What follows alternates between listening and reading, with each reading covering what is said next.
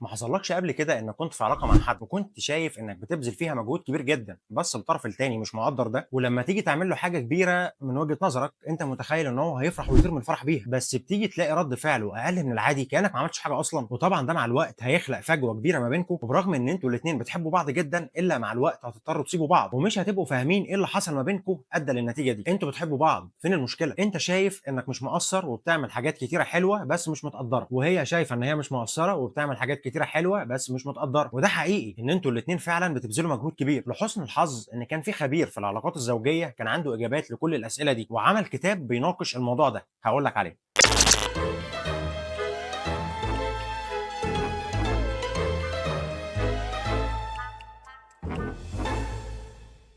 جاري تشابمان وهو عالم وكاتب امريكي كان مهتم جدا بموضوع العلاقات والمشوره الاسريه، وهو صاحب كتاب 5 Languages of Love او لغات الحب الخمس، واللي بعد ما نعرف الكتاب ده بيحكي في ايه هنعرف اجابات كل الاسئله اللي قلت لك في الاول. خليني اقول لك ببساطه في الاول انك عشان تعرف تتعامل مع شخص قدامك لازم يبقى فيه لغه مشتركه ما بينكم. يعني انت دلوقتي من مصر وسافرت امريكا، هل لما تقابل واحد امريكي تكلمه بالعربي متخيل ان هو هيفهمك؟ لازم يا اما انتوا الاثنين تتكلموا عربي يا اما انتوا الاثنين تتكلموا انجليزي. العلاقات كده بالظبط ليها لغات، ولازم عشان العلاقه دي تكمل يبقى انتوا الاثنين بتتكلموا نفس اللغه، واللغه هنا مش الحب، لان زي ما قال الفنان حماقي من البدايه قلت لك ان مش دايما بيكون الحب كافي، قلت حاول قلت حاضر، بس زي ما شفتوا في اخر الكليب سابوا بعض برضه. من حسن الحظ ان لغات الحب مش لغه واحده، وجاري تشابمان في كتابه قسم اللغات دي لخمس لغات. اول لغه وهي كلمات التشجيع words of appreciation، وتاني لغه هي تكريس الوقت quality time، وتالت لغه وهي اعمال خدميه acts of service، ورابع لغه وهي تبادل الهدايا receiving gifts، وخامس لغه وهي التواصل الحسي physical touch. الموضوع بقى هنا بيتلخص في انك تعرف لغتك الاساسيه في الحب ولغه شريكك اللي معاك في الحب ايه برضه. هل هي كلمات التشجيع؟ يعني هل انت طول الوقت عايز تسمع كلام حلو وتاكيد انك لسه محبوب ولسه بتوحشها ولسه عايزه تقضي معاك طول اليوم زي الاول، ولا انت محتاج الطرف اللي معاك يفضي لك وقت خاص بيك انت حتى لو مش هتعملوا حاجه، بس فكره ان في وقت مخصص ليك انت دي عندك كفايه؟ ولا هل انت محتاج ان الطرف الثاني او شريكك يبقى بيساعدك في البيت من تنظيف وغسيل ومكوى وربايه العيال وهكذا، ومش عايز تحس ان انت بس اللي قايم بالدور ده؟ ولا هل انت او انت بتشوفوا ان الهدايا هي الطريقه الامثل للتعبير عن الحب وبتفرح جدا لما يجي لك هديه، او بتفرح كمان لو انت اللي جبت هديه؟ ولا هل انت او انت بتحبوا طول الوقت ان يبقى في تواصل حسي وجسدي ما بينك وما بين شريكك، ومش بالضروره هنا ان هو يكون تواصل جنسي، لا انتوا ممكن تبقى بتحبوا طول الوقت انكم تبقوا ماسكين ايد بعض مثلا قاعدين قريبين من بعض وهكذا، ولو ده ما حصلش في وقت تبتدي تشك ان الطرف الثاني ده حبه ليك قل وما بقاش بيحبك زي زمان. فالنقطه الاساسيه هنا هي انك تبقى عارف لغتك الاساسيه في الحب ايه ولغه شريكك الاساسيه في الحب ايه، لان لو انت مش عارف ان لغتها الاساسيه في الحب هي كلمات التشجيع او ان هي عايزه تفضل تسمع كلام حلو على طول بس انت مش عارف، فانت متخيل انك كل ما تدخل عليها بهديه كل مره تقابلها فيها ان هي كده هتبقى مبسوطه جدا. ومن هنا بقى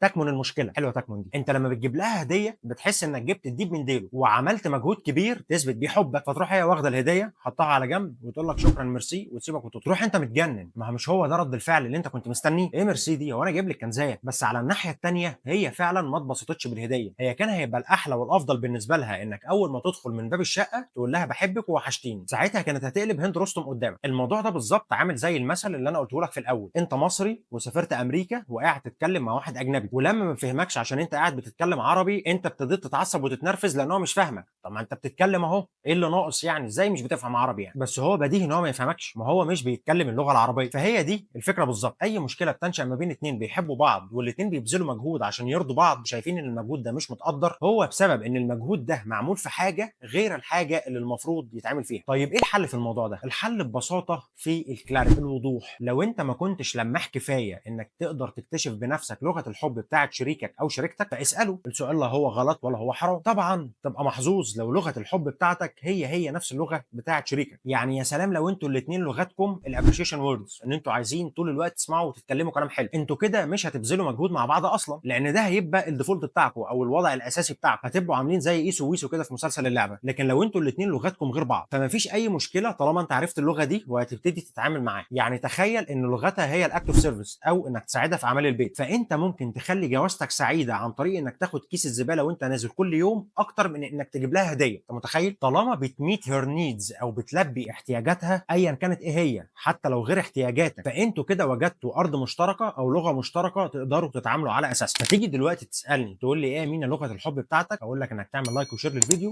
سبسكرايب للشانل عشان تشوف كل الفيديوز الجايه.